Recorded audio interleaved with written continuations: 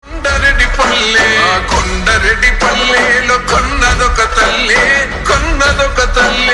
పాలమూరు జిల్లాల కొండరెడ్డి పల్లె కొండరెడ్డి పల్లెలో కొన్నదొక తల్లే పాలల్ల పౌరుషం పోసినాదో పెద్ద పులిలాగా కాండ్రించి లేసినాడే పోరు కథలన్నీ సిననాడు చెప్పినాదో పోరు మీద తన పోరును నడిపినాడే ధరణిపై వినతించి తప్పునే ఎదిరించి బెదిరించి నిలదీసినాడే రంగు రంగులు అద్దిన సేతితోనే మూడు రంగుల జెండా ఎగరేసినాడే రేవంతన్న చూడే.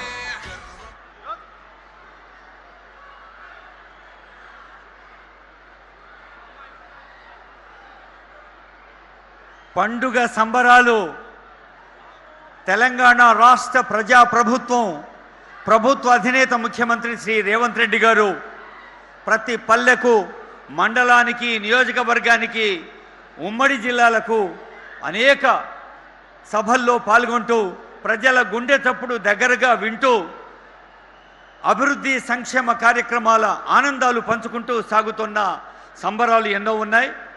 చల్లని తల్లులు సమ్మక్క సారలమ్మల దీవెనలు వారు అందుకున్నారంటే మనందరికీ అందించినట్టే. ములుగు అభివృద్ధి వెలుగు పంచి పరకాల సంక్షేమ ప్రకాశాలు పంచడానికి వెంచేసిన గౌరవనీయులైన ముఖ్యమంత్రి గారికి హృదయపూర్వక స్వాగతం పలుకుతూ ఎమ్మెల్సీ గారు మహేష్ కుమార్ గౌడ్ గారికి, మరి అదేవిధంగా మన పూర్వ జిల్లా ఇన్ఛార్జ్ గౌరవనీయులు పొంగిలేటి శ్రీనివాసరెడ్డి గారికి, మరి అదేవిధంగా మరొక మంత్రివర్యులు సీతక్క గారికి, మన పార్లమెంటు సభ్యురాలు శ్రీమతి కడియం కావ్య గారికి, వేదికపై ఉన్న సహచర శాసన సభ్యులకు, ఈరోజు బీజేపీ వాళ్ళు, బీఆర్ఎస్ వాళ్ళు, మాజీ శాసనసభ్యులు ఏదేదో వాగుతున్నారు. కానీ వాళ్ళ వాస్తవాలు ప్రజలకు తెలుసు. ఈరోజు గతంలో ఇది ఒక నిజాం ప్రభుత్వంలోనే ఇది ఒక తహసీల్. అలాంటి తహసీల్ని మరి తెలుగుదేశం ప్రభుత్వంలో మరి చందులాల్ గారు మంత్రిగా ఉన్నప్పుడు రెవెన్యూ డివిజన్ ఉంటే ములుక్కు తీసుకుపోవడం జరిగింది. అప్పటి నుండి ఒక రకంగా దీనికి పురోగతి బదులు వెనుకబాటుతనంతో ఈ పరికాల ప్రాంతము నష్టపోతూ వచ్చిన విషయాన్ని మీ దృష్టికి తీసుకొస్తున్నాను. అలాంటి దాన్ని ఈరోజు మీ నాయకత్వంలో, మీ యొక్క ఆశీర్వాదంతో ఈరోజు దీనికి ఒక పూర్వ వైభవం తీసుకొచ్చే ప్రయత్నంలో ఏ విషయం మీ దృష్టికి తీసుకొచ్చినా ఈరోజు మీరు అనుమతి ఇచ్చినందుకు ఈరోజు ఈ ప్రజల యొక్క సమూహమే సాక్ష్యం అని చెప్పి ఈ సందర్భంగా మనం చేస్తున్నాను. నేను ఇంకొక విషయం కూడా మీ దృష్టికి తీసుకురాదలుచుకున్నాను సార్. ఈరోజు వీళ్ళు రావడానికి స్థానికంగా ఉన్న కార్యకర్తల యొక్క భాగస్వామ్యంతో వచ్చారు. మనం డబ్బులు పెట్టి తీసుకొచ్చిన వాళ్ళు చాలా తక్కువ.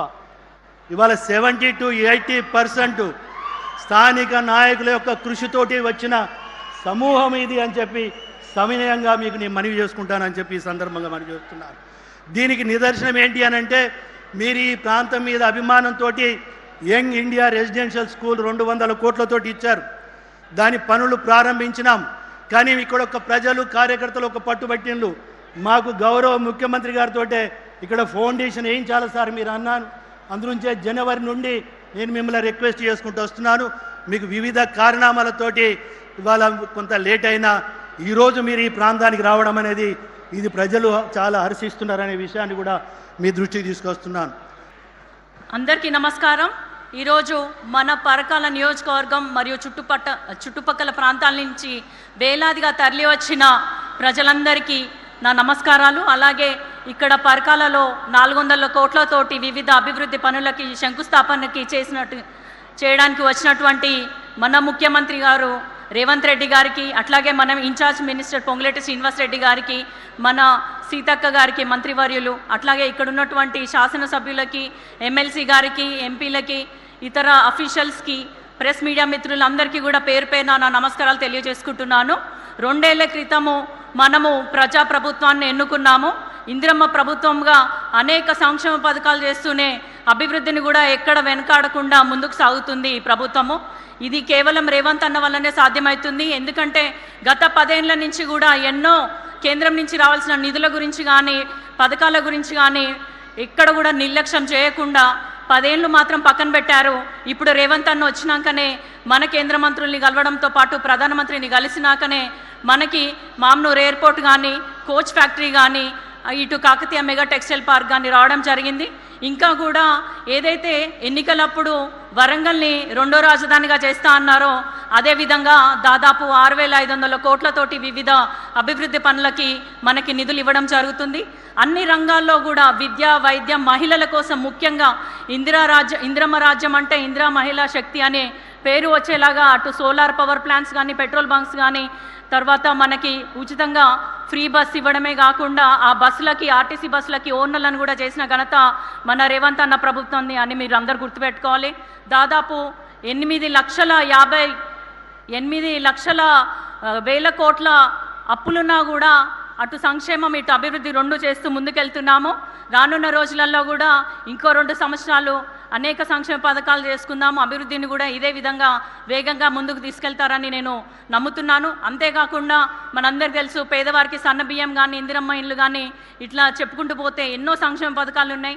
అన్నకి లేట్ అవుతుంది కాబట్టి మీరందరూ కూడా మన ప్రభుత్వాన్ని ఇలాగే ఆశీర్వదిస్తూ ముందుకెళ్లాలని, అన్నని ఆశీర్వదించాలి, మమ్మల్ని అందరినీ కూడా ఆశీర్వదించాలి, మీకు సేవ చేసే అవకాశాన్ని మాకు మళ్ళీ కల్పించాలని మనసారా కోరుకుంటూ సెలవు తీసుకుంటున్నాను.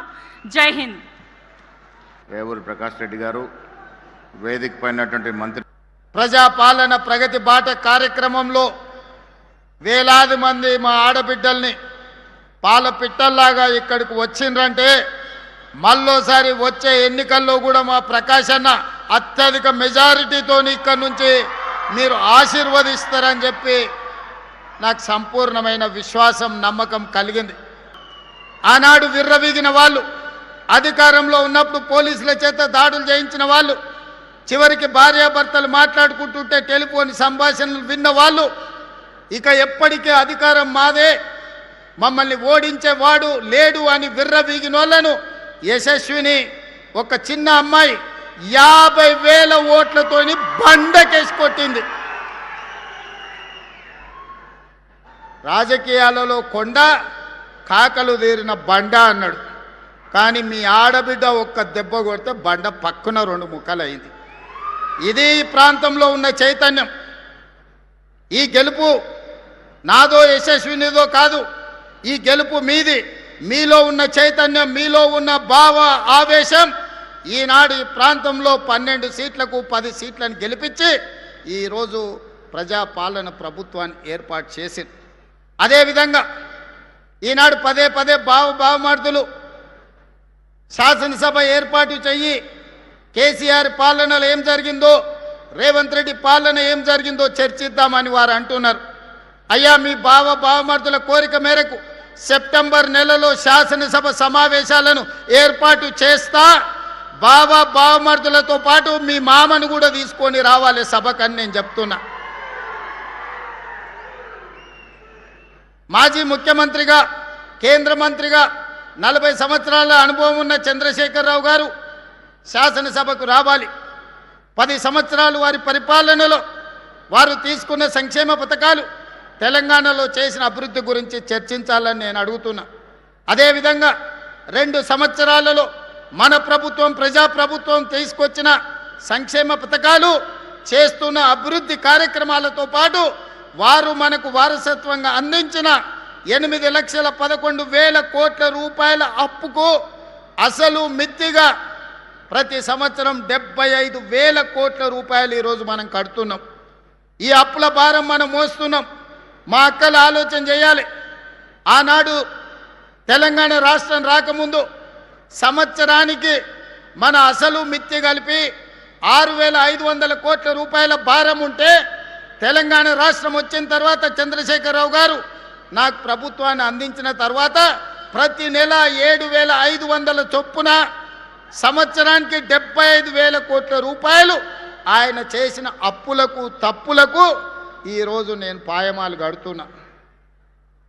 అనుభవం తక్కువైనా, వయసు చిన్నదైనా, మీకు మాట ఇచ్చిన మాట నిలబెట్టుకోవాలి. ఇచ్చిన మాట నిలబెట్టుకోవడానికి అవసరమైతే మట్టిలో కలిసినా సరే మాట తప్పేది లేదు, మడమ తిప్పేది లేదు అని ఈనాడు మీకోసం రోజుకు 18 గంటలు నిరంతరం పనిచేస్తున్నాం. ఏ రోజైనా 32 నెలల్లో 3 గంటలైనా నేను సెలవు తీసుకున్న సందర్భం ఉన్నదా? మీరు ఒక్కసారి ఆలోచన చేయండి. ఇవాళ 8,11,000 కోట్ల రూపాయల అప్పు, 1,00,000 కోట్లు పెట్టి కట్టిన కాళేశ్వరం కాస్త కూలిపోయి కూలేశ్వరం అయినా కృష్ణా గోదావరి నదుల్లో నీళ్లను తరలించి దేశంలోనే వరి ఉత్పత్తిలో మొదటి స్థానం సాధించి రైతులు పండించిన పంట ఒక్క వరి ధాన్యాన్ని కొనుక్కోవడానికే ఈ 30 నెలల్లో 90,000 కోట్ల రూపాయలు రైతులకు చెల్లించినాం. ఇది మన ప్రభుత్వం ఇందిరమ్మ పాలనలో రైతులను ఆదుకున్న మాట వాస్తవం కాదా? అదేవిధంగా ఆనాడు 1,00,000 రూపాయలు రుణమాఫీ అన్నాడు, 4 విడతలు అన్నాడు, అసలు మిత్తి నేనే కడతా అన్నాడు. చివరికి మన చేతిలో అప్పు నెత్తి మీద చిప్ప మిగిలిచ్చిపోయిండు. 2 సార్లు మోసగించిండు. 1,00,000 అని ఒక్క రూపాయి కూడా ఈరోజు అప్పులు తీరువలే, ఇచ్చినాయని మిత్తికే సరిపోయినాయి. కానీ నేను ఎన్నికలప్పుడు మీకు మాట ఇచ్చిన 2 లక్షల రూపాయల వరకు రైతుకు రుణమాఫీ చేస్తా అని మొదటి సంవత్సరంలోనే 25 లక్షల మంది రైతాంగ కుటుంబాలకు 20,617 కోట్ల రూపాయలు మీ ఖాతాలలో వేసి దేశంలోనే రైతు రుణ విముక్తి కలిగిన రాష్ట్రంగా తెలంగాణ రాష్ట్రాన్ని నెంబర్ 1గా నిలబెట్టడం జరిగింది. ఇదే కాదు, ఆనాడు రైతు భరోసా పథకంలో ఎకరకు 10,000 ఆయన ఇస్తే దాన్ని పెంచి ఈనాడు ఎకరకు 12,000 సంవత్సరం చొప్పున 32 నెలల మన ప్రభుత్వంలో 36,000 కోట్ల రూపాయలు రైతు భరోసా నిధులు రైతుల ఖాతాలో వేసి ఇది రైతు రాజ్యమని ఈరోజు దేశానికే చాటి చెప్పినాం. 9 రోజుల్లో 9,000 కోట్ల రూపాయలు రైతుల ఖాతాలో వేసిన చరిత్ర దేశ చరిత్రలోనే లేదు. అదేవిధంగా ఆనాడు మహిళలు 5 ఏళ్ళు మంత్రివర్గంలో మంత్రులు లేరు. మంత్రి అయినా, ఎంపీ అయినా, ఎమ్మెల్యే అయినా, ఏ పదవైనా కేసీఆర్ బిడ్డకు తప్ప ఇంకొక ఆడబిడ్డకి ఇచ్చిన పాపాన బోలే. కానీ మన ప్రభుత్వం వచ్చిన వెంబడే 2 ఆడబిడ్డల్ని మంత్రులను చేసినాం. ఇవాళ రక్త సంబంధం లేకపోయినా నా ఇంటి ఆడపడుచుగా సీతక్కకు అన్ని రకాలుగా అండగా నిలబడ్డ వాస్తవం కాదా? అదే రక్తం పంచుకున్న బిడ్డ, కేసీఆర్ బిడ్డ, కేటీఆర్ చెల్లెలు కల్వకుంట్ల కవితకు ఆస్తిలో భాగం ఇవ్వాల్సి వస్తుందని కష్టాలలో జైలుకు పోయి ఇంటికి వచ్చి నాకు కాస్త సాయం చేయంటే సాయం చేయాల్సి వస్తుందని ఈ కర్కోటకుడు సొంత చెల్లెల్నే ఇంట్లో నుంచి బయటికి గెంటేసిన నీచమైన చరిత్ర తారక రామారావుది కాదా? ఒకసారి మా అక్కల్ని ఆలోచన చేయమంటున్నా.